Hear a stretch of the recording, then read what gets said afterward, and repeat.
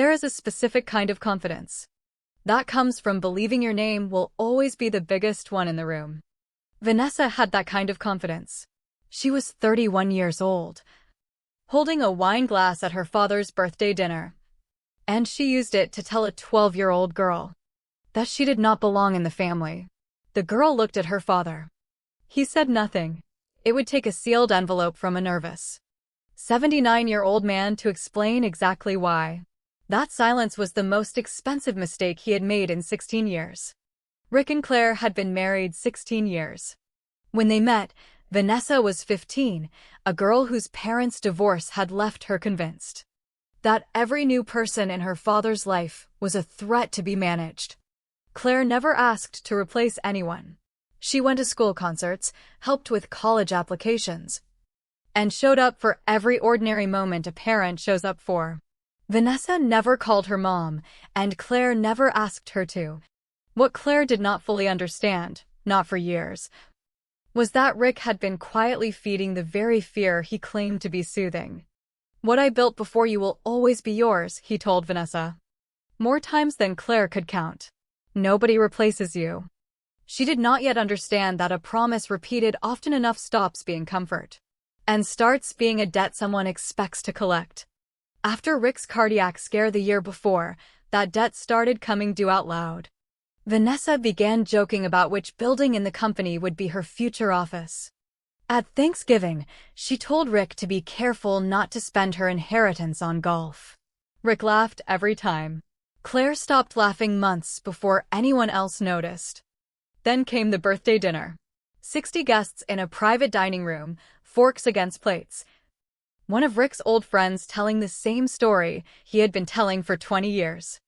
Vanessa stood with a wine glass in her hand, and the easy smile of someone about to deliver a toast, and told the table that her father's fortune belonged to his real family. For one terrible second, Claire thought Vanessa meant her.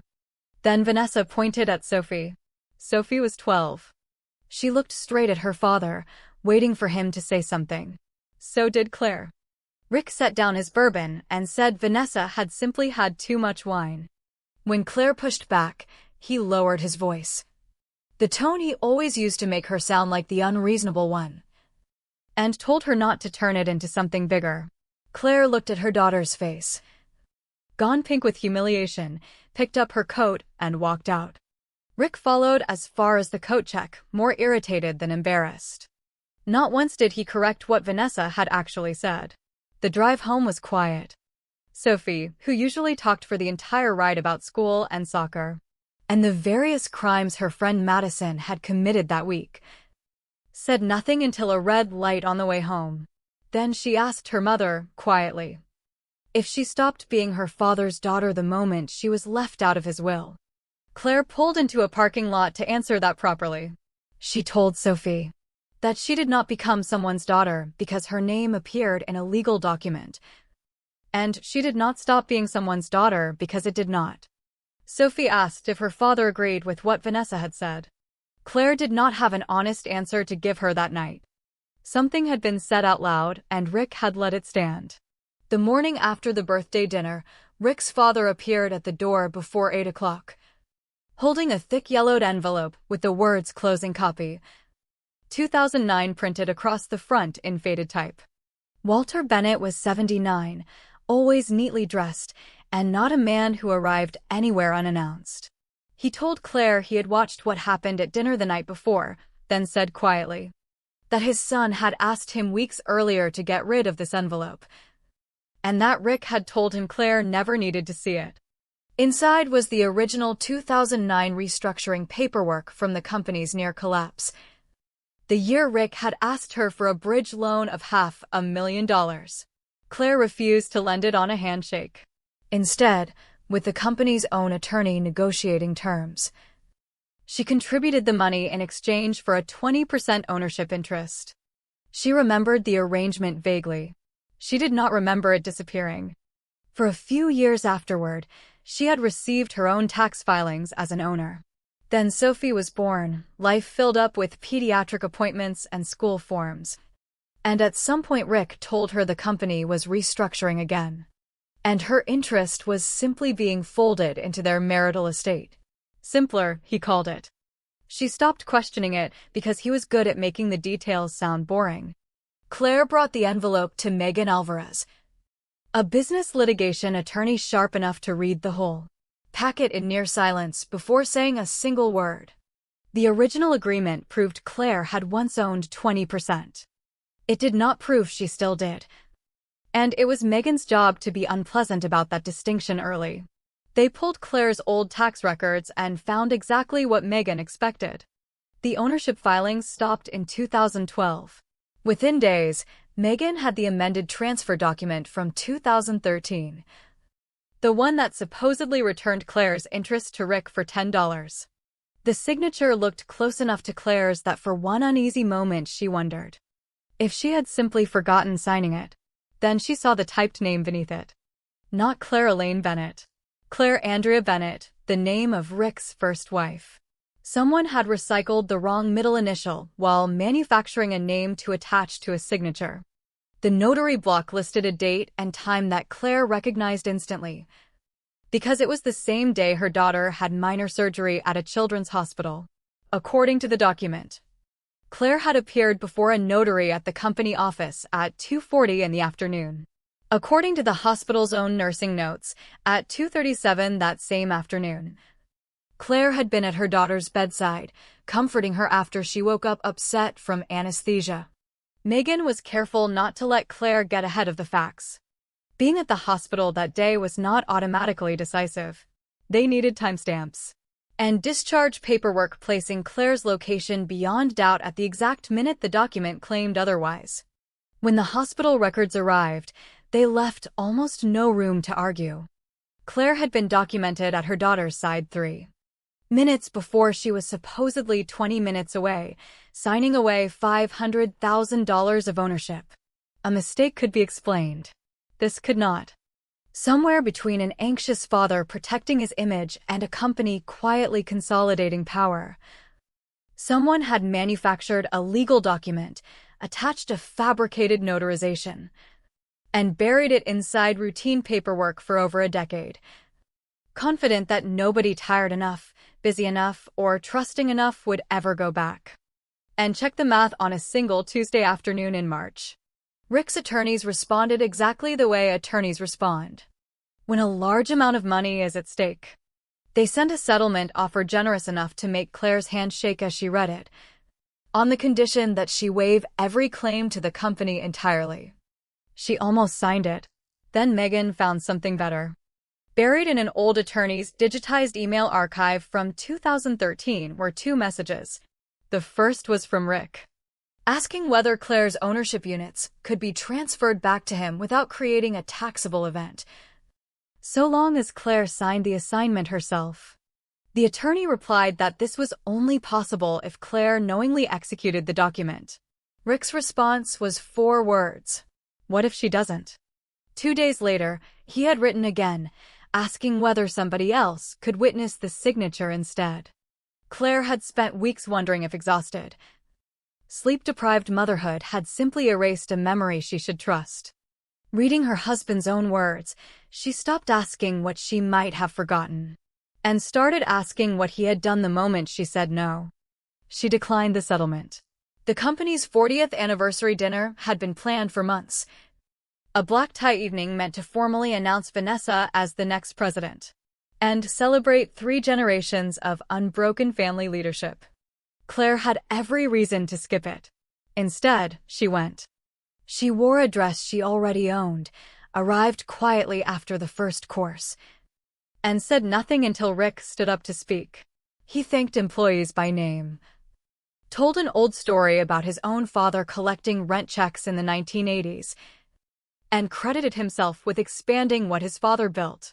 Then he turned to Vanessa, standing to applause, and told the room that his daughter had earned every piece of the company she would someday inherit. Claire stood. Which piece, she asked, has she earned?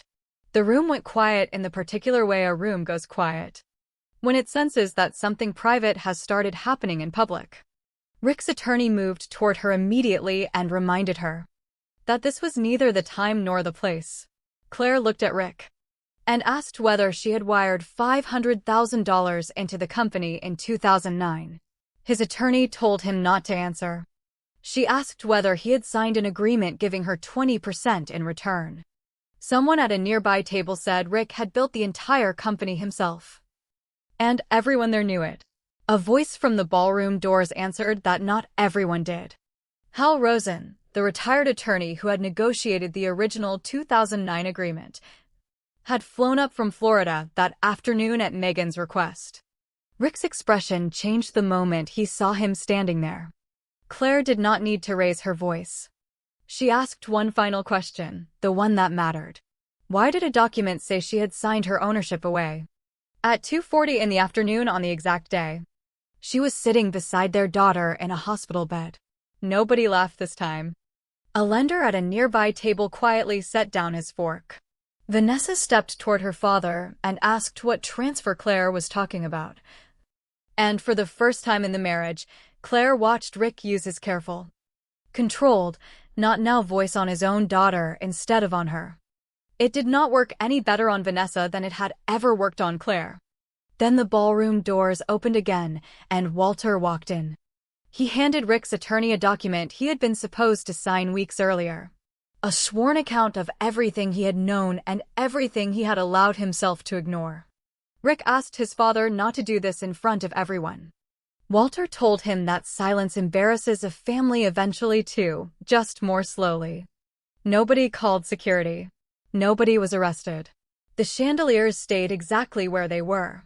People simply began leaving early, which for a man who had built his entire identity around a room full of admiring guests was its own kind of verdict. By the next morning, the fallout moved through channels far less dramatic than a ballroom confrontation. A lender requested clarification on the ownership dispute before continuing a pending refinancing.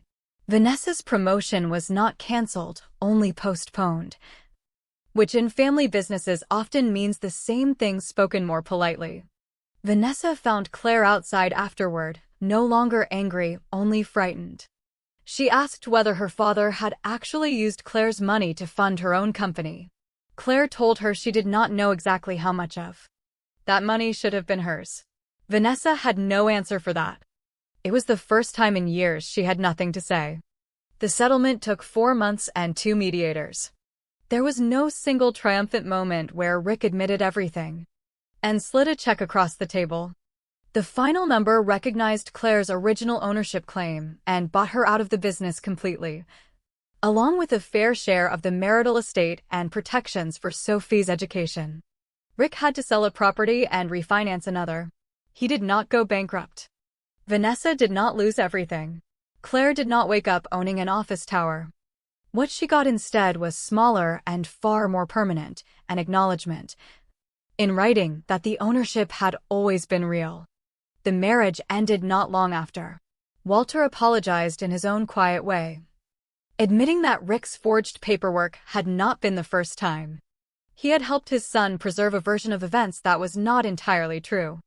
He said he had spent years thinking he was protecting his son, and had only recently understood that protecting someone from consequences mostly teaches them who is expected to pay instead.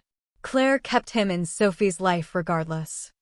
Whatever he had failed to do as a father, Sophie loved her grandfather, and she was not going to inherit anyone else's mistakes. A year later, Claire had a permanent job and a smaller house she had chosen herself. The old Bennett envelope stayed in a fireproof box at home.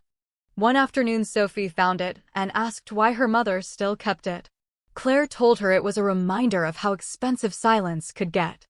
Sophie asked if she could put her own birth certificate inside it instead. Claire said that was probably a much better use for the box. For years, the family story had been that Rick did the difficult work, and Claire simply arrived afterward and benefited from it. Repeated often enough, even the person who lived the truth can start doubting her own memory. The real victory was never watching Rick's lenders start asking questions, or even the settlement itself. It was making sure her daughter never grew up believing a version of their family that had been built specifically to leave both of them out of it. If you have ever watched someone's contribution get quietly erased from a story they helped build, you already know how satisfying it is. When the paperwork finally disagrees with the person telling it,